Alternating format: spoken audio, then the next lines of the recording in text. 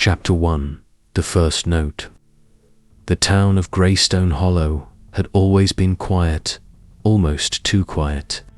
It sat at the edge of an ancient forest, cloaked in mist most of the year.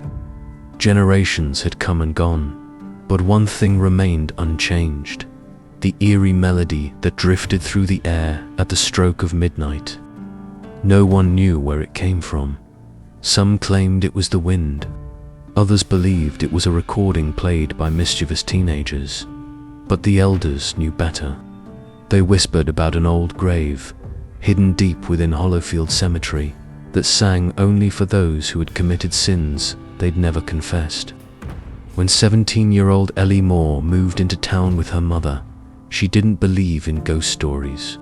Her mum had inherited an old ivy-covered house from a distant relative. Ellie loved it at first: the solitude, the fog, the sound of rain tapping on old wooden windows. But on her seventh night, she heard it. A faint hum, a woman's voice, soft, sad, beautiful, coming from the direction of the cemetery behind the woods. She should have ignored it. She didn't. Chapter 2. Hollowfield Cemetery. The next day, Ellie asked around. She approached an old man who ran the local bookstore. Excuse me, sir. Do you know anything about a song that plays at midnight? His hands froze. Where did you hear it? I think it came from the cemetery. He exhaled sharply and closed the book he was holding. It's not a song, it's a warning. Ellie blinked. A warning. He leaned in. That grave has been singing for over 100 years. Only at midnight. Only for the guilty, if you hear it. Something inside you has already been marked. Marked for what? For remembrance, he said. Or revenge. Ellie laughed nervously, but the way he stared at her and blinking made her throat go dry. Chapter 3. The Voice in the Rain.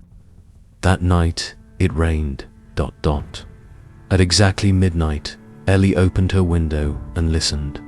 The voice came again, stronger now, clearer. A haunting melody in a language she couldn't recognize.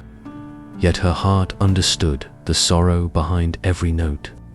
She grabbed her flashlight, slipped on her boots, and made her way toward Hollowfield. The cemetery was overgrown, tombstones leaning at odd angles. Trees creaked in the wind, and shadows danced in the fog. But the voice, ethereal, heart-wrenching, pulled her deeper, and she found it. A single grave at the farthest end, covered in moss. No name, no date, just a cracked headstone with a faint engraving. She sings until the guilty remember. The song stopped, and Ellie's flashlight flickered out. Chapter 4. Her name was Mara. The next day, Ellie returned during daylight. She cleaned the moss off the grave and sat in front of it. Something inside her stirred memories she didn't recognize, or didn't want to. She visited the bookstore again. The grave who's buried there. The old man hesitated, then whispered, Mara Whitlow. She was a servant girl in the late 1800s. Worked for the Thorne family, back when they ran everything here. What happened to her? She got pregnant. Said it was one of the Thorne boys.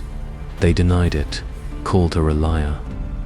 She was found drowned in the well days later. The town buried her quietly. No name on the grave. No justice. Ellie swallowed hard. But why does she sing? She doesn't sing for herself, he replied. She sings for the ones who hurt her, and for those who carry the blood of the Thorne family. Ellie's pulse quickened. Her mother's maiden name was Thorne. Chapter 5. The Family Secret. Ellie confronted her mum that night. Why didn't you tell me about the Thornes? Her mother's face went pale. Where did you hear that name? There's a grave. It sings. I think we're connected. Her mum sat down, trembling. Your great-grandfather was Julian Thorne. He inherited this house. We were told never to talk about the past. I thought the curse had died with the name, Mum. She's still singing. Her mother began to cry. Then it's not over. And now that you've heard it, it won't stop. Chapter 6. The Dream. That night, Ellie dreamed of Mara. She stood in a black dress, barefoot in the rain. Her face was pale, her eyes filled with tears. She sang directly to Ellie, not with anger but grief. Then Mara whispered, "You are not the one who wronged me, but his blood sings in you. Bury the truth, or I will keep singing until you do." Ellie woke in a sweat. Her room smelled faintly of damp earth. Chapter 7. The Letters. Ellie returned to the attic. She rummaged through old boxes, looking for anything. She found a bundle of letters, yellowed paper, fragile ink. They were love letters, from Julian Thorne to Mara Whitlow. They spoke of secret meetings, hidden dreams, and a promise. "I will choose you, Mara. Not the life they force on me." But the last letter was different. They found out, "My father is furious. He says you've been spreading lies. I tried to defend you, but he told them to make you disappear. Forgive me, please. I was weak."